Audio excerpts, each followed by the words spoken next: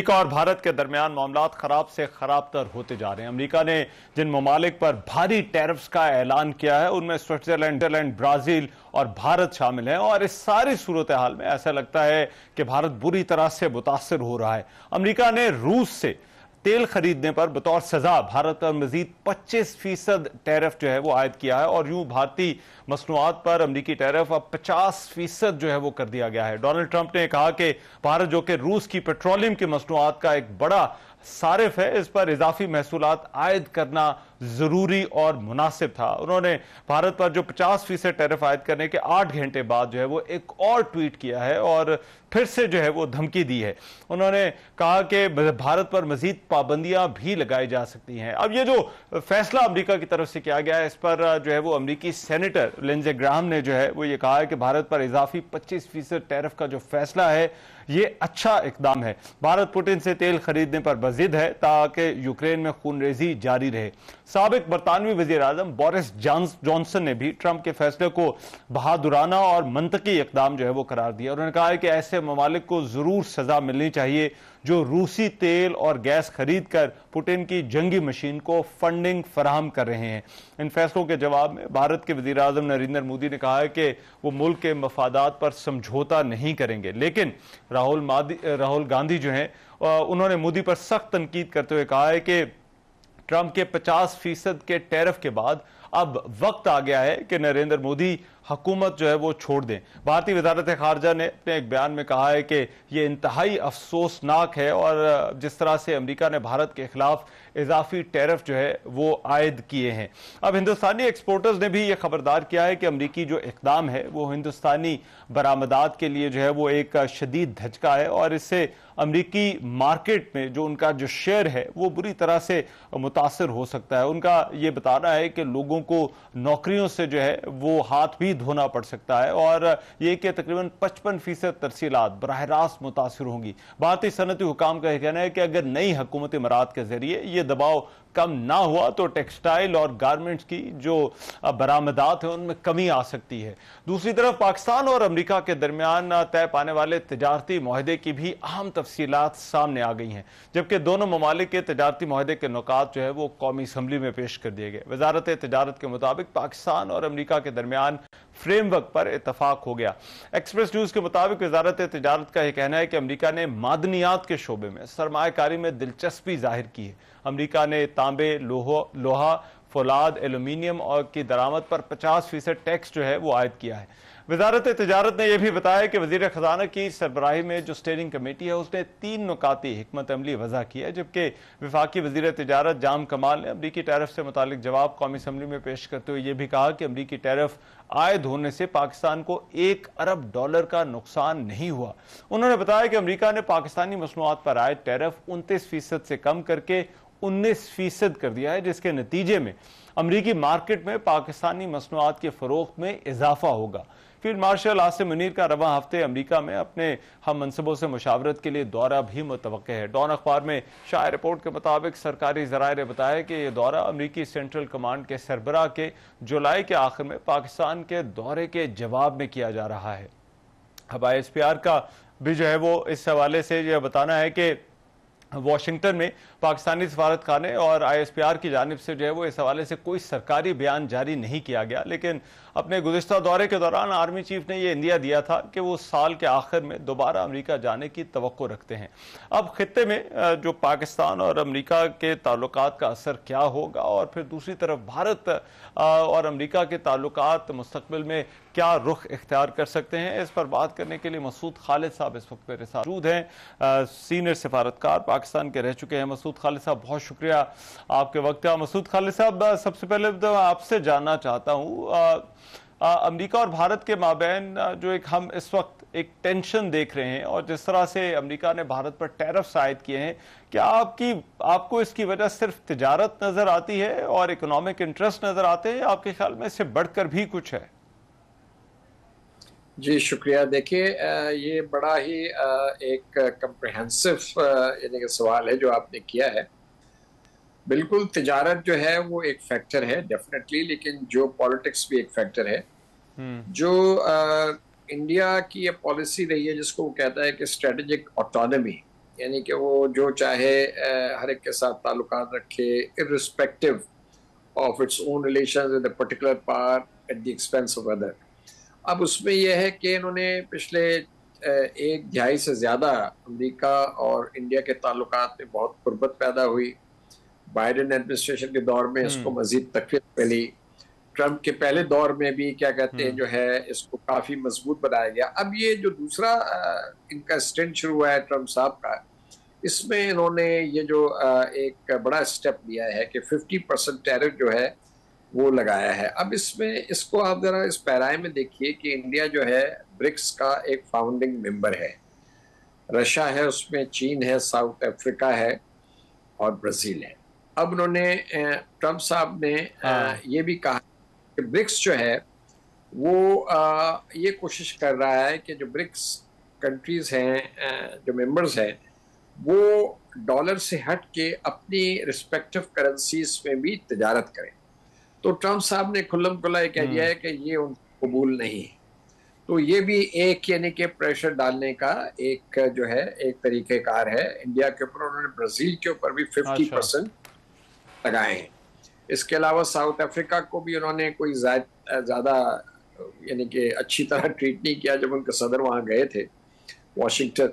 तो कहना मतलब है कि ये जो पॉलिटिकल एंगल भी है इसमें कि रूस के साथ जो है इनके ताल्लुकात इंडिया के बड़े करीबी हैं, तो उसमें भी एक यानी कि जो है एक पॉज आए तो वो अमेरिका को सूट करता है। और दूसरा ये कि जो चीन के साथ है, अब चीन के साथ भी अमेरिका कोशिश कर रहा है कि चीन के साथ ताल्लुकात थोड़े से बेहतरी की तरफ जाएं। तो उसमें चूंकि ये इंडो पैसिफिक स्ट्रेटेजी का हिस्सा है इंडिया अमेरिका के साथ और बाकियों के साथ क्वाड वगैरह में, तो ये बहुत बड़ा सवाल पैदा हो रहा है कि जो इतनी सख्त रवैया है इंडिया के साथ वो कब तक सस्टेन होगा, और will it mean कि Indo-Pacific strategy under Trump administration will no longer be that important? ठीक है, लेकिन इसके जो ऑप्टिक्स हैं वो आपको कैसे लगते हैं? क्योंकि ट्रंप सिर्फ ये फैसले नहीं ले रहे और सिर्फ टैरिफ आयद नहीं कर रहे, बल्कि वो सोशल मीडिया पर भारत के हवाले से बार बार स्टेटमेंट्स दे रहे हैं, उनकी मईशत के हवाले से स्टेटमेंट्स दे रहे हैं, उसको डेड इकोनॉमी करार दे रहे हैं। तो ये जो ऑप्टिक्स हैं ये अमेरिका और भारत के ताल्लुकात के हवाले से इनकी क्या सिग्निफिकेंस है आपके ख्याल में? देखिए, ऑप्टिक्स तो बिल्कुल अच्छे नहीं है। जाहिर बात है कि इंडिया तो कभी भी ये तवक्को नहीं कर रहा था और उनको बड़ी डिसअपॉइंटमेंट हुई है इस एटीट्यूड से, और उन्होंने कहा भी है। तो इंडिया के तो ताल्लुकात बड़े करीब हैं, अपने अमेरिका के साथ रहे हैं, तो उसमें अचानक ये जो धचका आया है, लगा है, ये शॉक आया, तो it was unexpected and it is unprecedented actually in recent decades, in recent years. तो ये बहुत बड़ी उनके लिए डिसअपॉइंटमेंट हुआ। ये है कि जो इंडिया पाकिस्तान का जो कॉन्फ्लिक्ट हुआ मई में, उसमें भी देखिए जब ये मार्का हुआ शुरू, तो उसमें अमेरिकन एडमिनिस्ट्रेशन ने, सदर ने और वाइस प्रेसिडेंट ने साफ ये कहा कि इससे देखिए हमारा कोई सरोकार नहीं है, सच ये खुद ही लड़ते रहते हैं, ये 1500 साल से लड़ रहे हैं और ये ठीक हो जाएगा, खुद ही कर ले। ठीक है, शुरू में ही आया। वो जब पाकिस्तान ने जहाज गिराए और उसके बाद वो एक धाक बनी पाकिस्तान की कि भाई ये तो एक्सपेक्ट नहीं किया जा रहा था कि उनके यानी कि हलीफ को जो है वो इस किस्म की शिक्ष का सामना हो सकता है। तो वो सारी इंटरनेशनल डिप्लोमेसी भी जो है वो एक्टिव हो गई, अमेरिका एक्टिव हो गया, क्योंकि अगर देखा जाए तो एक लिहाज से सीज फायर कराने का ये मकसद था कि इंडिया को मजीद मार से बचाया जाए। तो उसके बाद जो फिर 8 और 9 और 10 के दरमियान हुआ, उसमें भी हमने बड़ा अच्छा जवाब दिया इंडिया को। तो पाकिस्तान की धाक बैठ गई और वो इंडिया की जो स्टैंड थी अमेरिका की नज़र में भी, बाकियों को छोड़िया, वो कम हुई और उनका नैरेटिव नहीं बिका। उन्होंने कहा कि वो धमाके में जो था वो पाकिस्तान बॉल था, तो वो सारी चीजें चली नहीं। ठीक है ना। तो इंडिया अमेरिका की जो थिंकिंग थी उसमें चेंज आई। उन्होंने कहा कि ये बाइडेन एडमिनिस्ट्रेशन ने पाकिस्तान को बिल्कुल नजरअंदाज किया, हमें इसको रिविजिट करना चाहिए इस पॉलिसी को। फिर वो जो हमने फ्यूजिटिव जो था वो टेररिस्ट हैंड ओवर किया था, जो कांग्रेस में सदर साहब ने पाकिस्तान का नाम लेके क्या कहते हैं पाकिस्तान की तारीफ की थी, तो वहां से शुरुआत हो गई थी। तो हमारे लिए एक अच्छी विंडो है रीसेट करने की रिलेशनशिप। लेकिन अब ये है कि देखना ये है कि अमेरिका और इंडिया के ताल्लुकात कहाँ तक जो है वो आगे चलते हैं, मतलब खराबी जो है वो रुक जाएगी, इसको किया जाएगा। लेकिन ऑब्वियसली इंडियन प्राइम मिनिस्टर और इंडियन सरकार जो है वो तो बहुत ही अंडर प्रेशर है, डोमेस्टिकली भी और इंटरनेशनली भी। और उनको उन्होंने कैलकुलेट किया ये सारा एडवेंचर मिस एडवेंचर। उन्होंने पाकिस्तान की जो कैपेबिलिटी थी, कैपेसिटी थी, उसको भी यानी कि मिस जज किया, अंडर एस्टिमेट किया।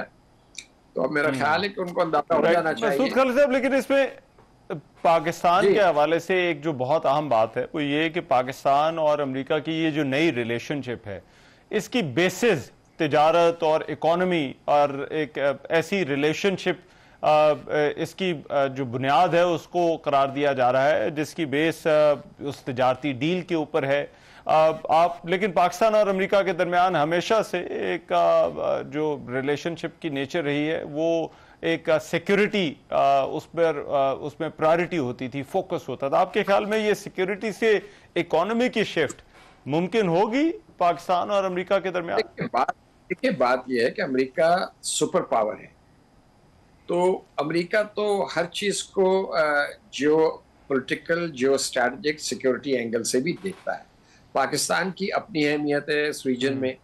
अफगानिस्तान में पाकिस्तान जो था वो अमेरिका का हलीफ था। अभी भी अमेरिका ये चाहता है कि पाकिस्तान जो है वो अपना रोल प्ले करता रहे अफगानिस्तान की सिचुएशन को स्टेबलाइज करने में, ताकि वहां पर ये जो मिलिटेंट्स हैं और टेररिस्ट दोबारा सर ना उठा सके। तो जाहिर बात है ये तो इनका इंटरेस्ट है। लेकिन ये जो तिजारत का प्लेटर है ये अच्छा है इन द सेंस कि देखिए अमेरिका अभी भी हमारी सबसे बड़ी एक्सपोर्ट मार्केट है, ठीक है ना। हमारी सबसे ज्यादा एक्सपोर्ट्स वहां हो रही है, हमारा ट्रेड सरप्लस है उनके साथ, लेकिन इतना नहीं जो कि इंडिया का है। तो और ये जो 19% टैरिफ है, मेरा अपना ख्याल ये कि इसका जो इतलाक होगा पाकिस्तान के ऊपर बहुत ज्यादा, मेरा नहीं ख्याल कि कोई बहुत ज्यादा एडवर्स इफेक्ट होगा। तो लेट्स सी, मतलब फॉर अस वक्त के साथ पता लगेगा। लेकिन ये जो नई जो पेशरफ्त हो रही है या नजर आ रही है कि अमेरिका इंटरेस्टेड है यहाँ पर मिनरल्स की माइनिंग में और ऑयल एंड गैस में, तो ये अच्छा है। लेकिन ये जरा लॉन्ग टर्म प्रोजेक्ट्स होते हैं और कैपिटल इंटेंसिव प्रोजेक्ट्स होते हैं ये, इसमें इन्वेस्टमेंट होती है, इसमें टाइम लगता है डिगिंग में, ऑपरेशन में। लेकिन ये एक अच्छी बात है, अमेरिका की टेक्नोलॉजी है, अमेरिका के पास कैपिटल है, अमेरिका की कंपनीज बड़ी हैं। तो लेट्स सी, ये अच्छी इब्तिदा है। इसके अलावा क्रिप्टो करेंसी में हो रहा है, वो भी देखिए उसमें भी कुछ शायद आगे की तरफ बात बढ़े। ओवरऑल मैं कहना ये चाह रहा हूँ कि देखिए हमारे अमेरिका के साथ हमारे ट्रांजैक्शनल रिलेशनशिप रही है, no doubt, and ups and downs बहुत आते रहे। तो हमें ये देखना चाहिए कि जो चीज इस मुल्क की इकोनॉमी के मुफाद में है उसको आगे लेके हमने कैसे चलना है अमेरिका के साथ मिलके, तो वो हम करें। और बाकी चीजें जो है वो इससे ये होगा कि पाकिस्तान की अहमियत बढ़ेगी। चीन के साथ हमारे पहले से बहुत अच्छे ताल्लुकात हैं, स्ट्रेटेजिक ताल्लुकों के साथ भी हम ताल्लुकात बढ़ा रहे हैं सीपैक के जरिए। अमेरिका के साथ भी ताल्लुकात बेहतरी कर रहे हैं, तो पाकिस्तान का रीजन में ओवरऑल प्रोफाइल जो है वो आगे बढ़ेगा। राइट, बहुत शुक्रिया।